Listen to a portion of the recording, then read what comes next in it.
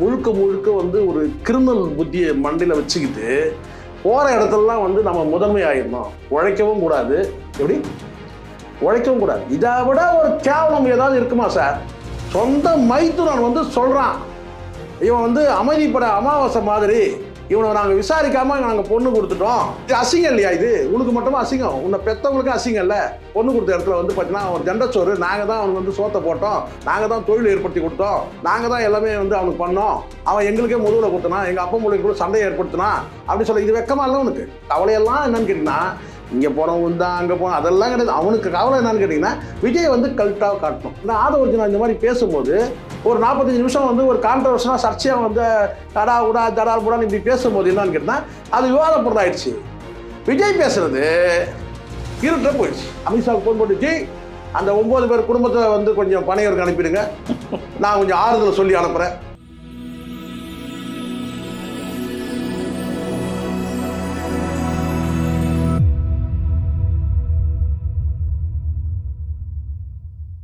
சென்சூட் தமிழ் நேயர்களுக்கு வணக்கம்.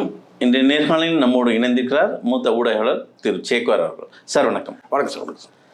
ஆதவர்ஜுனாவை சொந்த மைத்துனரே இன்னைக்கு அமாவாசைன்னு குறிப்பிட்டு பேசியிருக்காரு. ஆனா அதுல இன்னொரு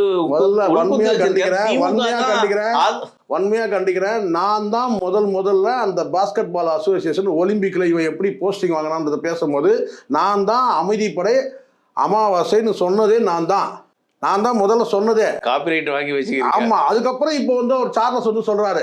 காரணம் என்னன்னு கேட்டீங்கன்னா, இது சம்பந்தமா நான் வந்து செய்தி சேகரிக்கும் போது, ஆதவர்ஜுனாவுக்கு எதிராக அந்த செய்திகளை வந்து நான் வந்து சேகரிக்கும் போது, அப்போ வந்து ஒரு நபர் யாருன்னு கேட்காதீங்க, அப்போ அவர் வந்து சொன்னதுதான். அவர் வந்து கிட்டத்தட்ட அவர் இங்கே சென்னை கிடையாது, சரிங்களா? அவர் என்கிட்ட சொன்னது என்ன வார்த்தைன்னு கேட்டீங்கன்னா, சார் அவர் வந்து அமைதிப்படை அமாவாசை மாதிரி, பாஸ்கெட் பால் அசோசியேஷனில் போனீங்கன்னா நீங்கள் ஆதவர்ஜுனான்னு கேட்குறத விட கேட்டால் நீங்கள் சார் வந்து அமாவாசை வந்துருக்கிறாருன்னு சொல்லி கேட்டிங்கன்னா க்ளீனாக சொல்லுவாங்க, சார் இன்றைக்கி அவர் வரல சார். நாங்கள் எல்லா இடத்துலையும் அமைதிப்பட அமாவாசைன்றது தான் பேரே. ஏன்னா இங்கே மனிதர்களை வந்து 2 தரப்பில் வளர்ப்பாங்க சார். ஒருத்தர் தாய் தந்தையர், இன்னொரு வந்து பார்த்தீங்கன்னா சமூகம். ஒரு மனிதனை வந்து 2 தரப்பில் வந்து வளர்க்கப்படுவான் ஒரு மனுஷன். ஒன்று வந்து பார்த்திங்கன்னா வந்து தாய் தந்தையர், இன்னொன்று வந்து பார்த்தீங்கன்னா சமூகம். ஒன்று கைவிட்டால் கூட ஒன்று வந்து அழைக்கிறது. சில பேர் தாய் தந்தையர் இல்லாமல் இருப்பாங்க, அவங்கள சமூகம் வளர்க்கும். சில நேரத்தில் வந்து பார்த்தீங்கன்னா சமூகத்தை போகிற பார்வையே இருக்காது, ஆனால் வந்து வீட்டில் வந்து லெக்சர் எடுத்து அவனை வந்து பார்த்தீங்கன்னா பண்படுத்தி பக்குவப்பட்ட ஒரு மனிதனாக வந்து உருவாக்குவாங்க. நான் 2 பேருமே வந்து வளர்க்கப்படாத வந்து பார்த்தீங்கன்னா ஒரு நபராக தான் நான் வந்து ஆதவர்ஜுனாவை பார்க்குறேன். அதனால் வந்து இதெல்லாம் வந்து பார்த்தீங்கன்னா வந்து எப்படி வந்து முழுக்க வந்து ஒரு கிரிமினல் புத்தியை மண்டையில் வச்சுக்கிட்டு போகிற இடத்துலலாம் வந்து நம்ம முதன்மை ஆகிடணும், உழைக்கவும் கூடாது. எப்படி உழைக்கவும் கூடாது. இதை விட ஒரு கேவலம் ஏதாவது இருக்குமா சார்? சொந்த மைத்துனன் வந்து சொல்கிறான், இவன் வந்து அமைதிப்பட அமாவாசை மாதிரி, இவனை நாங்கள் விசாரிக்காமல் நாங்கள் பொண்ணு கொடுத்துட்டோம், இவன் வந்து பார்த்தீங்கன்னா எங்கள் அப்பனுக்கு எனக்குமே வந்து இவன் வந்து பிரிவினை ஏற்படுத்தினா, அதை தாண்டி அரசியல் கட்சியில் வந்து பார்த்தீங்கன்னா வந்து உள்ள நுழைஞ்சு திமுக உள்ள நுழைஞ்சு பார்த்தீங்கன்னா மகனுக்கும் மருமகனுக்கும் பிளவை ஏற்படுத்தினா, அதுக்கப்புறம் வந்து விசிகால வந்து குழப்பத்தை ஏற்படுத்தினா, இன்னைக்கு வந்து பார்த்தீங்கன்னா வந்து விஜய் கிட்ட போயிருக்கிறான். இப்போ நீங்கள் சொல்லுங்கள் சார், எனக்கு புரியல, நீங்களாம் சொல்லுங்கள். அமைதிப்படையில் வந்து ஒப்பிட்டு சொல்கிறது யார்?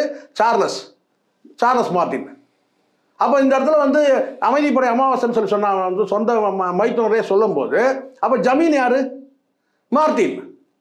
அதானே உண்மை? ஜமீன் வந்து மார்ட்டின்.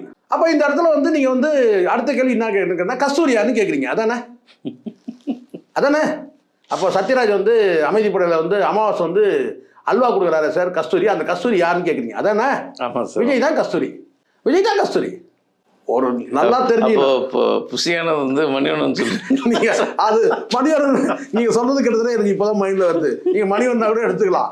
ஏன்னா இவன் கட்சிக்குள்ள போன உடனே அவன் முடிவு பண்ணிட்டான், நம்ம ஊட்டிக்கு தனியாக தான் போகணும், இனி பாண்டிச்சேரிக்கு நம்ம தனியாக தான் போகணும், ஊட்டியோட பாண்டிச்சேரிக்கு நீ தனியாக தான் போகணும். கிட்டத்தட்ட மணிவண்ணன் வந்து புஷியானது அப்படிதானே சார் இருக்கு. நம்ம சூழ்நிலை பார்க்கணும்ல. ஆனால் அந்த பழமொழிக்கு இழுக்காயிடுச்சு சார். இப்பெல்லாம் யாரும் இனிமே அந்த பழமொழி சொல்ல மாட்டாங்க போல சார். நல்லா, அதாவது மச்சான் துணை இல்லாமல் மலை ஏறக்கூடாதுன்னுவாங்க. அந்த அளவுக்கு ஒரு மச்சானோட மைத்தனோட ஒரு இது நல்லா புரிஞ்சுங்க. அவன் கொள்ளை அடிச்சு தான் வந்திருக்கான், என்னமோ பண்ணிட்டு வந்தானுன்னு வச்சுனேன். ஒரு டைமில் வந்து இவனுங்க வந்து ஊரை கொள்ளை அடிச்சது தான், அந்த லாட்டரி சீட் மூலமாக வந்து கொள்ளை அடிச்சது தான். அது வந்து ஆட்சி மாற்றங்கள், எம்ஜிஆர் ஆட்சியெல்லாம் கொடி கட்டி பிறந்தாங்க. அதுக்கப்புறம் ஜெயலலிதா ஆட்சி எல்லாம் இந்த லாட்டரி சீட்டை ஒழிச்சதில் வந்து பார்த்திங்கன்னா வந்து திராவிட வளர்த்துறதுலேயும் திராவிட கட்சிகள் பங்கு இருக்குன்னா, அழிச்சதுலேயும் வந்து பார்த்தீங்கன்னா ஒழிச்சதுலேயும் வந்து பார்த்தீங்கன்னா திராவிட கட்சிகள் பங்கு இருக்குன்னு வச்சுக்கலாம். அது இது மட்டுமே கிடையாது. குதிரை ரேஸை கூட முடிவு கொண்டு வந்தது திமுக ஆட்சி தான் வந்து முடிவு கொண்டு வந்து. இதெல்லாம் ஒரு பக்கம் இருக்கட்டும். நான் சொல்ல கேட்டால் அவன் நல்ல வழியாக ஏதோ சம்பாரிச்சான். ஆனால் அவனுக்கே இவன் வந்து பார்த்தீங்கன்னா ஓட்டாண்டியாக போய் வந்து பார்த்தீங்கன்னா வந்து எப்படி நாசுக்காக சொன்னான் பார்த்தீங்களா? அவனுக்கு எதுவுமே கிடையாது சார். அமாவாசை யார் சார்? நீங்கள் அந்த படத்தை பார்த்தீங்களா இல்லையா? பார்த்தீங்களா? தயவு செஞ்சு இதுக்காக இனிமேல் ஆதவ அர்ஜுனா பற்றி பேசக்கூடிய அத்தனை பேரும் வந்து அமைதி படத்தை போய் பாருங்க. பதில் அதில் வந்து தேங்காய் பொறுக்கிற வந்து ஒரு சாதாரண வந்து ஒரு என்ன சொல்ல ஒரு ஊர் பொறிக்கையாக தான் இருப்பான். சட்டை பனியெல்லாம் கிழிஞ்சி போய் முதல் காட்சியாக கேட்டால் அந்த தேங்காய் வந்து பொறுக்கி எடுத்துன்னு வந்து சாப்பிடணுன்னா அப்போ வந்து மணிவண்ணன் வந்து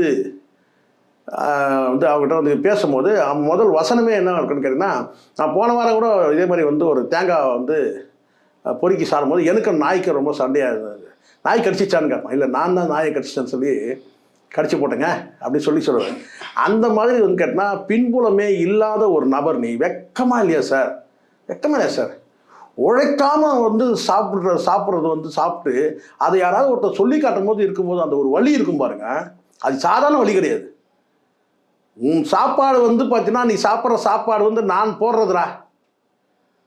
நீ உழைக்க முடியாதவன், உழைக்க தெரியாதவன், தகுதி இல்லாதவன், உழைக்க தகுதி இல்லாதவன், அறிவு இல்லாதவன், அறிவு இருந்தால் நீ இந்த பேச்சு வராது இல்லை சார். இந்த பேச்சு வராது இல்லை. அதுவும் குறிப்பாக அப்பன்னு சொன்னால் பரவாயில்ல. டேய் எத்தனையோ அப்பன்னு சொல்கிறான்.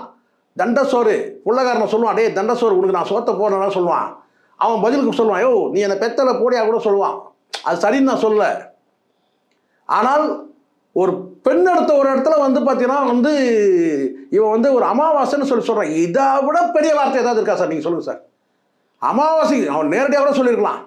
அவன் வேலை வெட்டி இல்லாதவனுக்கு நான் பொண்ணு கொடுத்துட்டேன் சார், நான் எங்கள் அப்பா தொழில் பண்ணி கொடுத்தாரு சார் அப்படின்னு சொன்னால் கூட பரவாயில்ல. அமைதிப்பட அமாவாசை மாதிரின்னு சொன்னான்னா அவன் என்ன சார் கேரா பிளாட்ஃபார்ம் சார்? அவனுக்கு ஒன்றுமே கிடையாது.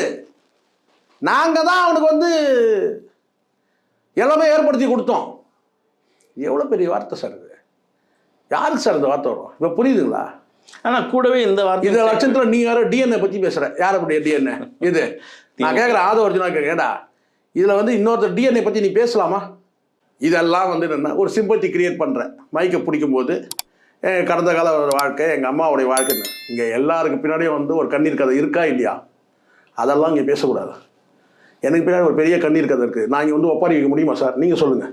உங்களுக்கு பின்னாடி கூட இருக்கலாம். எனக்கு பின்னாடி மிகப்பெரிய கண்ணீர் கதை இருக்குது. கண்ணே வந்து அந்த கண்ணீரே வந்து பார்த்தீங்கன்னா அப்படியே வந்து ஒரு பெரிய நதியில் கடலாயிடும். அவ்வளோ பெரிய கண்ணீர் கதை இருக்குது. பேச முடியுமா? இங்கே நான் யார்? உங்களுக்கு ஒரு இன்டர்வியூவர், அவ்வளோதான். அந்த இன்டர்வியூ என்ன பேசணுமோ அதான் பேசுவோம். நீ யார்? ஒரு அரசியல் கட்சிக்கு வந்து நீ இன்னைக்கு வந்து தேர்தல் என்னமோ கர்மந்திரம், அந்த கட்சி பேர் நான் பதவி பேர்னா தேர்தல் கலை மேலாண்மை கர்மம், என்ன கர்மமோ டிவிக்கில் ஒரு பதவியில் இருக்குது, அவ்வளோதான். அதோட கதையை முடிச்சுட்டு போயிடணும்.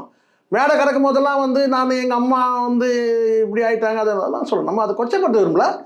எல்லாருக்கும் கண்ணீர் கதை இருக்குது. நீ அவ்வளோ இருந்துனா இது அசிங்கம் இல்லையா? இது உனக்கு மட்டுமா அசிங்கம்? உன்னை பெற்றவங்களுக்கும் அசிங்கம் இல்லை? பொண்ணு கொடுத்த இடத்துல வந்து பார்த்தீங்கன்னா ஒரு தண்டச்சோறு, நாங்கள் தான் அவனுக்கு வந்து சோத்தை போட்டோம், நாங்கள் தான் தொழில் ஏற்படுத்தி கொடுத்தோம், நாங்கள் தான் எல்லாமே வந்து அவனுக்கு பண்ணோம், அவன் எங்களுக்கே முதுகில் கொடுத்தனான், எங்கள் அப்பா மூலிகளுக்குள்ள சண்டையை ஏற்படுத்தினான் அப்படின்னு சொல்லி இது வெக்கமா இல்லை உனக்கு? நாளைக்கே நீ என்ன செய்யணும்? நேராக என்ன பண்ணணும்? நேராக வந்து நான் செய்யணும். நேராக இருக்கிற அந்த பனியன் இந்த பேண்ட்டு சட்டையெல்லாம் அவுத்து போட்டு வாய்ஸ் ஆஃப் காமனும் வேணால் ஒரு மண்ணாங்கட்டி வேணாம்னு சொல்லிட்டு ஒரு லுங்கி எடுத்து கட்டிக்கின்னு ஒரு நெக் பனியன் போட்டு நேராக கோயம்பேட்டு மார்க்கெட்டில் போயிட்டு மூட்டை தூக்கணும். நான் என் பொன்னாடி நான் காப்பாற்றிக்கிறேன்டான்னு சொல்லிட்டு. இனி மாமனார் சொத்தம் வேணாம், ஒரு மயிர் சொத்தம் வேணாம், தூக்கி வீசி அடிக்கணும். அதுதான் வந்து பேரை மட்டும் ஆதவ் அர்ஜுனான்னு வச்சுக்கினா போதுமா? அர்ஜுன பேரெலாம் வச்சுக்கலாமா சார்? நீ முதல்ல அசிங்கப்படுத்தினானா சார்? புரியல உங்களுக்கு? புரியுதா இல்லையா உங்களுக்கு? இதை விட ஒரு கேவலப்படுத்த முடியாது சார். இதை விட கேவலப்படுத்த நீ ஒன்று இது எவ்வளோ யாருக்கெல்லாம் அவமானம்னு பார்த்தீங்கன்னா, ஒன்று உன்னை பெற்றெடுத்த தாய் தந்தைக்கு அவமானம், மனைவிக்கு அவமானம். ஸ்லீப்பர் செல் தான் ஆதவ அர்ஜுனா. திமுகவுக்கு ஸ்லீப்பர் செல், ஸ்லீப்பர் செல்லு இதெல்லாம் சொல்கிறானுங்க சார். இதெல்லாம் வந்து கட்சி அவன் வந்து இப்போ வந்து பிஜேபியில் இருக்கிறான், அதெல்லாம் ஸ்லீப்பர் செல்லுன்னு சொல்லுவான். அதெல்லாம் கிடையாது. நல்லா தெரியுது அவனுக்கு என்ன டிஎன்ஏ தெரியும்னு பேசுகிறான். அவனை எப்படி ஸ்லீப்பர் செல்லாக வச்சுப்பாங்க? காலகாலமாக அந்த பேர் வரும் சார், ஸ்லீப்பர் செல்லு அது இதுன்னு சொல்லி வரும். அதெல்லாம் வேறு. பிஜேபியோட ஸ்லீப்பர் செல்லு சொல்லாமல் இருக்கிறதுக்காக இப்படி இருக்கலாம் ஒரு வேலை. கொட்டின வார்த்தைலாம் வந்து சரியான கரெக்டான வார்த்தை தான். பட் இந்த ஸ்லீப்பர் செல்லுன்னு சொல்கிறதெல்லாம் வந்து அதெல்லாம் ஏற்றுக்க முடியாது. கிட்டத்தட்ட அந்த தாவேகா பொதுக்குழு கூட்டத்தில் ஆதவ அர்ஜுனா 45 நிமிடங்கள் பேசியிருக்காரு. விஜய் வந்து சொற்ப ஒரு நிமிஷம் தான் பேசினாரு. அதுலேயே ஒரு சலசலப்பு இருக்கிறதா? ஆமாம் சார். அந்த ஜானை பற்றி நிறைய பேருக்கு தெரியாது சார். ஜான் வந்து ஒரு 6 முறை சந்திப்பில் அவனை ஃபுல்லாக நான் வந்து ஸ்கேன் பண்ணேன். அதுக்காக டிஎன்ஏ தெரியுமான்னு கேட்டுறாதீங்க நீங்கள். அவன் டிஎன்ஏ எனக்கு தெரியாது. ஆனால் ஜானோட ஸ்கேன் பண்ணும்போது அவனுடைய உள்ள உணர்வு என்னன்றதே என்னால் நான் புரிஞ்சிக்க முடியும். ஏன்னா என்கிட்ட வந்து மற்றவங்ககிட்ட எப்படி பேசுவான்னு தெரியாது. என்கிட்ட ஒரு 5 சந்திப்பில் வந்து 5 வரை 6 வரை சந்திப்பில் வந்து ஃபுல்லாக வந்து நான் அவனை அப்சர்வ் பண்ணிட்டேன். அவன் வந்து என்ன ஏதுன்றது நான் பார்த்தேன். அதெல்லாம் வந்து பார்த்தீங்கன்னா அவனுக்கு வந்து வருத்தம் கவலையெல்லாம் என்னன்னு கேட்டிங்கன்னா, இங்கே போனவன் தான் அங்கே போனோம் அதெல்லாம் கிடையாது. அவனுக்கு கவலை என்னன்னு கேட்டிங்கன்னா, விஜய் வந்து கல்ட்டாக காட்டணும். எது விஜய் வந்து உலக அதிசயமாக காட்டணும், தாஜ்மஹாலாவே காட்டணும். எது இப்படி சொல்லிடலாம். எது உதயநிதி லாங்குவேஜில் சொல்லிடுவோம். நம்ம என்னன்னு கேட்டால் அவனை தாஜ்மஹாலாவே காட்டணும். தாஜ்மஹால் கூட பின்னாடி கூட ஒரு சரித்திரம் இருக்கும், உங்களுக்கு தெரியாதுன்னு நினைக்கிறேன். தாஜ்மஹால் உருவானது கூட பார்த்தீங்கன்னா ஷாஜகானுடைய முதல் மனைவிக்காக உருவாகலை, 2வது மனைவிக்காக உருவாகலை, 3வது மனைவி. நான் சொன்ன உடனே உங்களுக்கு வந்து கீர்த்தி மேலே கவனம் போதில்லை. உங்களை நான் என்ன சொல்கிறது சார், நான் உங்களுக்கு கீர்த்தி மேலே கவனம் போகுது. உங்களுக்கு சார் ரீட் பண்ணுங்க சார். தாஜ்மஹால் எங்கன்னா சரித்திரம் எடுத்து பார்த்தேன். இல்ல அது நான் எந்த கணக்கு போட்டேன் 3வது பார்க்கும்போது தெரிஞ்சிச்சு எனக்கு. நீங்க வந்து உடனே கீர்த்தி மேல கவனம் போகுது. நான் சொல்றது தாஜ்மஹாலை ஷாஜகான் வந்து 3வது மனைவி மீதான காதல் நிமித்தமாக தான் அந்த தாஜ்மஹாலே வந்து உருவாக்குறார். புரியுதுங்களா? அதுக்காக நான் சொல்ல வந்தேன். ஏன் முதல் பொண்ணை கட்டல 2வது பொண்ணை கட்டல என்ன கேட்காதீங்க, நீங்க போய் அவரே போய் கேளுங்க. அப்போ நான் சொல்ல வந்து கேட்டீங்கன்னா, விஜய் வந்து என்னன்னு கேட்டீங்கன்னா, இப்போ உங்களுக்கு கவனம் அங்கேயே இருக்குது. நீங்க இப்படி வாங்க, இப்படி வந்துட்டீங்களா? Right, okay. இப்போ என்னன்னு கேட்டா அவனுக்கு வந்து ஜானுக்கு வந்து என்னன்னா ஒரு அரிய ஒரு கட்டம் உலக அதிசயமா காட்டணும், மக்களுக்கு வந்து ஒரு அரிய வந்து ஒரு காட்சியாவே வைக்கணும்ன்றது அவனுக்கு. இப்போ நீங்க கேட்டது என்னன்னா, ஆதவ அர்ஜுனா இந்த மாதிரி பேசும்போது ஒரு 45 நிமிஷம் வந்து ஒரு கான்ட்ரவர்ஷனாக சர்ச்சையாக வந்து அடா உடா தடா புடான்னு இப்படி பேசும்போது என்னன்னு கேட்டால் அது விவாத பொருளாயிடுச்சு. விஜய் பேசுறது இருட்ட போயிடுச்சு. பாவம் விஜய் இதனால் மனப்படம் பண்ணி வந்து அந்த 4 பக்கம் பேப்பரை வச்சு பாக்கெட்டை மடிச்சு வந்து ராத்திரி மகளும் பாத்ரூம்லேயும் கக்கூஸ்லேயும் உட்காந்து மனப்படம் பண்ணி வந்து ஸ்டேஜில் பேசும் பொருளாக ஆகலை. எவ்வளோ கஷ்டம் அவருக்கு. என்னன்னு கேட்டிங்கன்னா, தலைவர் பேசுறது பேசும் பொருளாக ஆகணும். அதுக்கு வந்து அவங்க பதில் கவுண்டர் கொடுக்கணும். அதுதான் இப்போ வந்து கவுண்டர் கொடுக்கல. இந்த ஏமாற்றம் கேட்டால் 2-3 நாள் ஆகி கவுண்டர் வரல. இப்போ வந்து உதயநிதி வந்து பேசுகிறாரு, ஸ்டாலின் பேசுகிறாரு. ஸ்டாலின் கொம்பன்னு சொன்னது அது எங்களைத்தான். அது வந்து உதயநிதி பேசுகிற தாஜ்மஹால் அது என்னத்தான் அப்படின்னு வந்து ஒரு சீனை கிரியேட் பண்ணுறீங்க. ஆனால் அவங்க வந்து யாரை பேசுனாங்கன்னு அவங்களுக்கு தான் தெரியும். அவங்க முன்ன வந்து ஒரு பொருட்படுத்துகிற மாதிரி தான் இந்நேரம் அவங்க பேச்சை சொல்லியிருப்பாங்க. இப்போ கலைஞர் எடுத்துக்கிட்டிங்கன்னா ஜெயலலிதா அவரோட பேரை சொன்னா கூட பார்த்தீங்கன்னா அம்மையார் அவர்கள் அப்படின்வார். எது அம்மானு சொல்ல மாட்டார். எது அம்மையார் அவர்கள்னு சொன்னார்னா அப்போ ஜெயலலிதா தான் சொல்கிறாருன்னு அர்த்தம். உன்னை கணக்கிலே வைக்கலையே. இன்னும் உன்னை ஏதாவது ஒரு கணக்கில் வச்சுருப்போ உதாரணத்துக்கு வந்து விஜயகாந்த் சொன்ன கூட வந்து பார்த்தீங்கன்னா வந்து கேப்டன்னு சொல்லலாம். உன்னை என்னன்னு சொல்ல முடியும்? தளபதினு உன்னை சொல்ல முடியாது. ஏன்னா தளபதி அவர்கிட்ட இருந்து வாங்கின திருடின பட்டம் தானே உனக்கு. தளபதினா யாரு முன்னாடி? அப்போ நீ இளைய தளபதியாக இருந்த. அங்கே போய் கோபாலபுரத்தில் போய் ஒட்டினார்ல உங்கள் அப்பா, அவன் இளைய தளபதி. சரி கண்டுக்காமல் விட்டாங்க. இல்லைன்னா அன்றைக்கே வந்து அதை வந்து தடுத்துருப்பாங்க. அப்புறம் இளைய எடுத்துகிட்டு இப்போ தளபதியை போட்டுனேன். அப்போ எப்படி தளபதி சொல்ல முடியும்? ஏன்னா அவங்களே சொல்லிக்கிற மாதிரி ஆயிரும். ஏன்னா தளபதினா இன்றைக்கும் எல்லாருக்கும் தெரிஞ்சு கேட்டால் வந்து மு.க. ஸ்டாலின் தான் தளபதின்னு கூப்பிட்டு வழக்கமாக கூப்பிடுறது.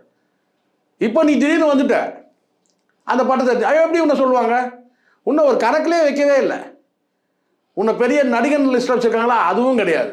நீங்கள் நல்லா புரிஞ்சுக்கணும் சார். இங்கே வந்து கடந்த காலத்தில் இதே கமலஹாசன் வந்து திமுக வந்து சாடும்போது கூட பார்த்தீங்கன்னா அவங்க பெரிய வெயிட்டேஜ்லாம் கொடுக்கவே இல்லை. ஆனாலும் ஒரு நடிகன்ற அந்த வகையில் இருக்கா உலகநாயகன் இருக்குன்னா அந்த ஒரு மரியாதை கொடுத்துருந்தாங்க. எப்பயுமே வந்து பதில் கொடுத்ததே கிடையாது. கமல் என்ன பேசினாலும் சரி அந்த அப்படி இருந்தது. உன்னை வந்து அப்படி ஒரு கணக்கிலே வைக்கல. உங்கள் லெவலுக்கு யார்? செந்தில் வேலை ரெடி பண்ணுங்க. விஜய்க்கு கவுண்டர் கொடுக்கணும்னா செந்தில் வேலை அந்த லெவல் தான் அவங்க வச்சுருக்குறாங்க. அதனால் நல்லா புரிஞ்சுக்கணும். முதல்ல இந்த இடத்துல ஜான் நினைக்கிறது ஆதவ அர்ஜுனாவுடைய 45 நிமிஷம் அந்த பேச்சு வந்து தேவையில்லாமல் வந்து சர்ச்சையாச்சே தவிர இதனால் வந்து கட்சிக்கு ஏதாவது தலைவருக்கு ஏதாவது இதான்னு கேட்டால் கிடையாது. தலைவரோட நல்லா பேசலான்னு சொல்லி அதில் இருக்க தருதலைங்க பேசுங்க. எது தலைவரோட ஆதவ அர்ஜுனா நல்லா பேசினாரு. ஏன் நான் சொன்னான்ல, என்ன மாதிரி வார்த்தை பாருங்க, 6 மாதம் கழிச்சு நாங்கள் ரவுடி ஆகிறோம்டான்றோம். ரவுடி ஆகிறதுக்கே இன்னும் 6 மாதம் தேவைப்படுது. எவனா சொல்லணும் சார், அறிவுள்ள எவனா பேசுனா? ஆட்சி கையில் வந்தா ரவுடி. அதுதான் சொல்கிறான், 6 மாதத்துக்கு பாரு நாங்கள் ரவுடி ஆகிறோம் பாரு. 6 மாதம் கழிச்சு தெரியுண்டா யார் ரவுடின்னு தெரியுண்டா. அப்புறம் என்ன அர்த்தம்? நாங்கள் ரவுடி ஆகிடுதுன்னு அர்த்தம். ஒரு நல்லா புரிஞ்சிக்கணும். நீங்கள் மேடையில் பேசும்போது செந்தில் பாலாஜி கரூர் மாவட்டத்தில் எம்ஜிஆர், இன்னும் சொல்லலாம் மேற்கு மாவட்டத்திலே எம்ஜிஆர். நீங்கள் என்ன பேசினாலும் என்ன இது பண்ணாலும் நீங்கள் எவ்வளோ பேசினாலும் அங்கே களத்தில் இருக்கிறது யார்? கரூர் பார்டர் உள்ள நுழைய முடியுமா சார் இவங்க எவனாச்சும்? நான் கேட்குறேன், சவால் விட்டு சொல்கிறேன். இந்த தாவே கலக்கிற அத்தனை பேர் நான் சொல்கிறேன், விஜய் உட்பட அந்த ஆதவ அர்ஜுனா இவன் லொட்டு லொஸ்க்கு இந்த லோலாய்மணி அவனா கரூர் பார்டர் உள்ள நுழைய சொல்லுங்க பார்க்கலாம். பயத்தில் இருக்கிறானுங்க. இன்னும் இவ்வளோ நாள் கழிச்சு அதுவும் இந்த பாடல் வந்த உடனே எல்லாம் கரூர் மக்கள்லாம் தொடப்பம் செருப்பில் ரெடியாக தூக்கி வச்சுருக்கிறானுங்க. நம்மளை ஃபோட்டோ எடுத்து வியாபாரம் பண்ணிட்டானுன்ற அந்த வெறுப்பில் இருக்கிறாங்க. காலை வைக்க சொல்லுங்க பார்க்கலாம். எவனாச்சும் போயிட்டு இந்த கரூரில் வந்து நான் நிற்கிறேன்னு சொல்லிட்டு ஒரு ஃபோட்டோ வெளியிட சொல்லுங்கள் எவனாச்சும். அவ்வளோ வந்து கொதிப்பில் இருக்கிறானுங்க. ஒரு பட்டவர்த்தனமாக ஒரு வந்து வியாபாரத்துக்காக அந்த மக்களை பயன்படுத்தி பகடையாக்கிட்டு வாய்ஸ் அவடால் விட்டுருந்தா என்ன? ஆதவ அர்ஜுனாவோட நிலைமை இப்படி தான் இருக்குது அப்படின்ற ஒரு காணொலி. கட்சி ஓரளவுக்கு தேரணும்னா எஸ்எஸ்சி வந்து தான் வேலைக்கு ஆகும். இது எல்லாம் தருதலிகள் ஆயிடுச்சு. எது டோட்டல் தருதலையும் தெரிஞ்சிச்சு. எது தாவேக்கா தலைமையே வந்து பார்த்தீங்கன்னா வந்து விஜய் உட்பட எல்லாமே தருதலைன்னு ஆயிடுச்சு. அங்கே பக்குவப்பட்ட மெச்சூரிட்டியான ஆள் வேணும்னா அது வந்து எஸ்எஸ்சி வந்தால் ஓரளவுக்கு சமாளிக்க முடியும். ஆனால் அந்தால ப்ரெஷர் ஆக்கி என்ன செய்வான்னு தெரியல. நம்ம சொல்ல முடியாதுல்ல. 42 ஆகிட்டாலும் ஆகிடுவானுங்க அவனுங்க. ஏன்னா அவர் வயசு இல்லை. ஏன்னா இவங்களை எல்லாரையும் மேய்க்கணும்ல. ஒன்று ஃபுல் பவர் கொடுத்தாலும் பரவாயில்ல, கட்சியில் கொண்டு வந்து விட்டு ஃபுல் பவர் கொடுத்தா கரெக்டாகிடும். கட்சியும் கரெக்டாக நடக்கும், அன்றாட வேலைகள் நடக்கும். தினசரி கட்சியாக மாறுங்கடா. முதல்ல இன்னும் ஒரு ரெஸ்ட் டைம் பார்ட்டி மாதிரி இது. எப்போல்லாம் இவருக்கு ரெஸ்ட்டில் இருக்கிறாரோ வந்து அப்போ தான் கட்சின்ற மாதிரி இருக்குது. தினசரி கட்சியாக மாறுங்க. தினம் வந்து பார்த்தீங்கன்னா வந்து அரசியல் வந்து பார்த்தீங்கன்னா நிகழ்வுகளை பேசுங்க. ஒன்றுமே இல்லை, டெல்லியில் நடந்திருக்கு, அதை வந்து பார்த்தீங்கன்னா நீங்கள் அறிக்கை விட்ற அந்த அறிக்கையில் ஏதாவது பாதுகாப்பு சம்மந்தமாக எதனா பேசியிருக்கியா நீ? நான் கேட்குறேன். ஏன்னா மத்திய அரசு நீ எதுவும் சாரக்கூடாது. வருத்தப்படுறன்ற, கண்ணீர் விடுறன்ற, கதறன்ற, நீங்களே சொல்லுங்கள். நான் ஒன்று சொல்லலை, அமித்ஷாவுக்கு ஃபோன் போட்டு ஜி அந்த 9 பேர் குடும்பத்தை வந்து கொஞ்சம் பனையூருக்கு அனுப்பிடுங்க, நான் கொஞ்சம் ஆறுதல் சொல்லி அனுப்புகிறேன். அதை சொன்னேன். அதை செஞ்சாலும் சொல்ல முடியாது சார். இப்போ டெல்லி இந்த கார் குண்டு வெடிப்பில் வந்து 9 குடும்பத்தில் பாதிக்கப்பட்டிருக்கு, 9 உயிர் போயிருக்கு. அந்த குடும்பத்தெல்லாம் கொஞ்சம் அனுப்பிச்சிடுங்க ஜி, அமித்ஷா ஜி பனையூருக்கு அனுப்பிச்சிடுங்க, நான் வந்து இங்கே ஆறுதல் சொல்லி அனுப்புகிறேன். அப்படியே முடிஞ்சால் நீங்களும் வந்துருங்க, உங்களுக்கும் அப்படியே ஒரு ஆறுதல் சொல்லிடுறேன் அப்படின்னு. அந்த லட்சத்தில் கட்சி நடக்குது. யாருக்குமே உடன்பாடு இல்லை சார். பிஜேபி உட்பட எந்த கட்சிக்குமே இவங்க கட்சி நடத்துகிற ஸ்டைலே வந்து பார்த்தீங்கன்னா வாந்தி எடுக்கிறானுங்க. என்னங்க இவன் இப்படி நடத்துகிறான் கட்சியை, இது கட்சியா என்னது, என்ன கருமாந்திரம்னு கேட்குறானுங்க. உண்மை இது கட்சியா என்ன கருமாந்திரம், இது என்ன இப்படி நடத்துகிறானுங்க? வீட்டை விட்டு வெளியே வர மாட்டேன்னா என்ன சார் அர்த்தம்? வெளியே வா. இந்நேரம் நீ டெல்லிக்கு பறந்துருக்கோன்னா 9 பேர் இறந்து போயிட்டாங்க. இந்நேரம் அமித்ஷா போய் சந்திச்சு என்ன ஏதுன்னு விசாரிக்கணும். பெரிய கல்ட்டாச்சு நீ பண்ணணும் இல்லை சார். நீ ஃபீல்டில் இருக்கிறவங்களை நீ உட்காந்துன்னு வந்து பார்த்தீங்கன்னா உட்காந்து அறிக்கை விட்டுருக்க வீட்டுக்குள்ளே உட்காந்துன்னு ஃபீல்டில் அவங்க இதை பேசுகிறாங்க. இதையே சொல்லி கிடக்குறேன். என்னன்னு கேட்டால் உங்களை வீட்டுக்கு அனுப்ப போகிறாங்கன்னு அதை நீ வீட்டுக்குள்ளே இருந்து சொல்லிடுற. உங்களை வீட்டுக்கு அனுப்ப போகிறாங்க. பேசும் சார், தொடர்ந்து பேசும். விஜயோட அரசியலை தமிழ்நாட்டுக்கு யார் தேவை மக்கள் முடிவு செய்வாங்க. உங்கள் நேரத்துக்கு மிக்க நன்றி. நன்றி சார்.